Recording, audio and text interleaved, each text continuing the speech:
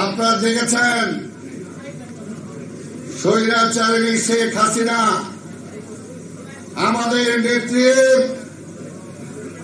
হেঁটে হেঁটে জেলখানায় গিয়েছিল মিথ্যা মামলায়। তাকে জেলখানায় মেরে ফেলার চেষ্টা করেছেন। খাটে শুয়ে হাসপাতালে এসেছেন। আমরা বারবার আবেদন নিবেদন করেছি, চিকিৎসা একটি মৌলিক অধিকার, কিন্তু এই শেখ হাসিনা যেটা মানুষ ছিল না, মানুষ রূপে একটি শয়তান,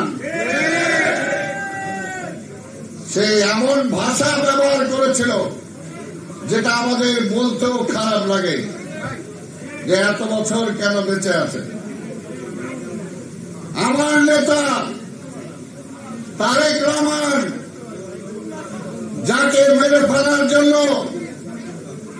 চেষ্টা করা হয়েছিল, যার মেরুদণ্ড ভেঙে দেওয়া হয়েছিল, তিনি যাতে আর কখনো দাঁড়াতে না পারেন সেই অবস্থা করা হয়েছিল।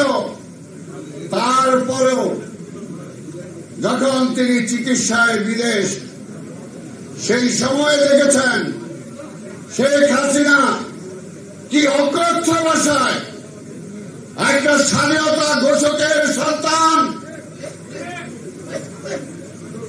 একটা পার্লামেন্টারি ডেমোক্রেসি ফিরে দেওয়ার 3 বারের প্রধানমন্ত্রীর সন্তান, বাংলাদেশের সর্ববৃহত্তম রাজনৈতিক দলের সাংগঠনিক প্রধান, তার বিপক্ষে কি ধরনের নোংরা বক্তব্য দিয়েছে। কিন্তু আজকে আমার নেতার আপনারাই শুনলেন, আপনারাই সাক্ষী, তিনি সাথে সাথে শাহীন শওকতকে থামিয়ে দিলেন।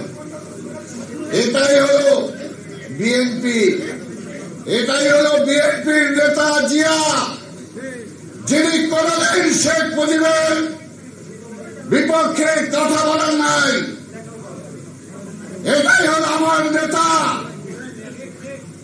যিনি সেই সময় শেখ মুজিবের কবরে দোয়া করতে গিয়েছিলেন একজন মুসলমান হিসাবে।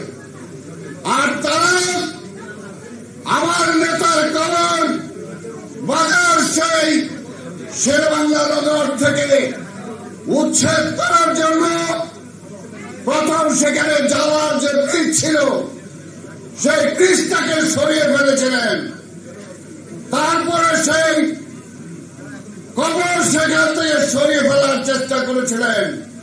আজকে বলতে চাই, যারা আওয়ামী লীগ আর বিএনপিকে এক করতে চান, হিসাব মিলায় দেখেন, এটাই হলো বিএনপির নেতা, এটাই হলো বিএনপির নেতার মানবিকতা। আর তারপরে অন্য কথা তো আমি গতকালকে বলেছি, আজকে না হয় নাই বললাম, যদি তারেক রহমান চাইতো 5ই আগস্টের পরে বাংলাদেশ শান্ত থাকত না। অনেক ক্ষোভ, অনেক বিক্ষোভ, অনেকে না পাওয়ার বেদনা নিয়ে এই হাজার হাজার নেতা কর্মী এখনো বেঁচে আছে শুধুমাত্র তারেক রহমানের এক নির্দেশে। তাই আজকে আপনাদের বলতে চাই, আজকে আমার নেতার সামনে কথা দিতে হবে। বিগত আন্দোলনে, এই 24-এর আন্দোলন অভ্যুত্থানে বিএনপির এমন কোন নেতা কর্মী নাই। আপনাদের দায়িত্ব যদি আমার নেতা নিতে পারে, তাহলে নেতার পক্ষ থেকে সারা বাংলাদেশের মানুষের দায়িত্ব কি আপনারা নিতে পারবেন না? কোথাও যাতে কোনো এমন কোন কাজ না হয় যাতে আমার নেতার ভাবমূর্তি নষ্ট হয়, যাতে বিএনপির ভাবমূর্তি নষ্ট হয়, এমন কোন কাজ করা যাবে না। আর পাশাপাশি আজকে একটা কথা না বলে পারি না, কি কারণে একটা দল আমাদের সাথে ছিল দীর্ঘদিন, তাদের অনেক অন্যায়, অনেক অপমান আমাদেরকে কানে নিতে হয়েছে, কিন্তু কখনো বেগম খালেদা জিয়া বা আমার নেতা তারেক রহমান তাদের বিরুদ্ধে কিন্তু এখন পর্যন্ত কিছু বলে নাই। 5ই আগস্টের পরে হঠাৎ করে তারা বিএনপির বিরুদ্ধে সংগ্রাম শুরু করে দিল। কারণটা কি ভাই? আজকে তাদেরকে জবাব দিতে হবে। আমরা পাবলিকের সামনে বলছি, বিএনপি আপনার কি ক্ষতি করেছে যে আজকে বিএনপির বিরুদ্ধে বলেন? আপনার রাজনীতি আপনি করেন, আপনার ভোট আপনি চান, কিন্তু আপনাদের জন্য আমাদেরকে অনেক সংগ্রাম করতে হয়েছে। একটা মুক্তিযোদ্ধা হিসাবে আমি নিজে সেটা প্রমাণ দিতে চাই।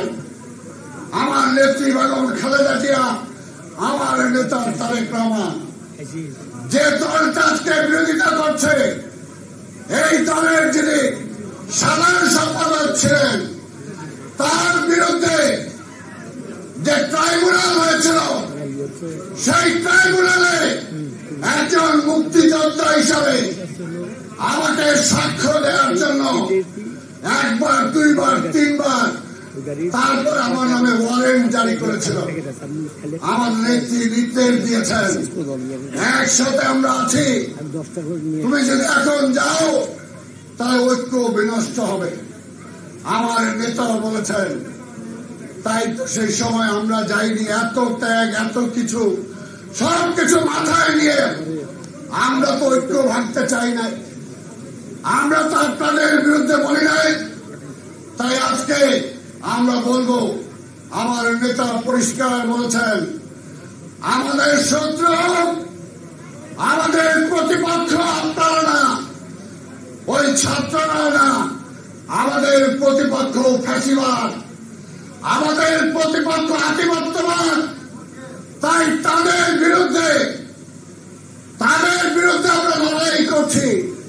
আপনারা বিএনপির বিরুদ্ধে লড়াই শুরু করে তাদের হাতকে শক্তিশালী করেন না, তাদের হাতকে শক্তিশালী করেন না। তা আমি প্রথমেই বলেছি, আমি বক্তব্য আজকে দেব না, নেতা বক্তব্য দেবেন। আমি আপনাদের বলতে চাই যে সুশৃঙ্খল কাউন্সিল, নেতার বক্তব্যের পরে শুধুমাত্র কাউন্সিলররা এই হাউসের ভিতরে থাকবেন, আর সবাই বাইরে চলে যাবেন। বাইরে আপনাদের জন্য প্যান্ডেল করা আছে, জায়গা দেওয়া আছে, এবং সুশৃঙ্খল ভাবে বাদশাহের নেতৃত্বে যে নির্বাচন কাউন্সিল আমরা করেছি, সেখানে আমাদের বগুড়া থেকে অ্যাডভোকেটরা এসেছে। তারা সেই ভোট নিরপেক্ষভাবে পরিচালনা করবে। আপনার লাইন ধরে সবাই সেই ভোট দেবেন। আমি যতটুকু শুনেছি, আমার নেতাও নাকি ভোট কিছুক্ষণ দেখতে চান।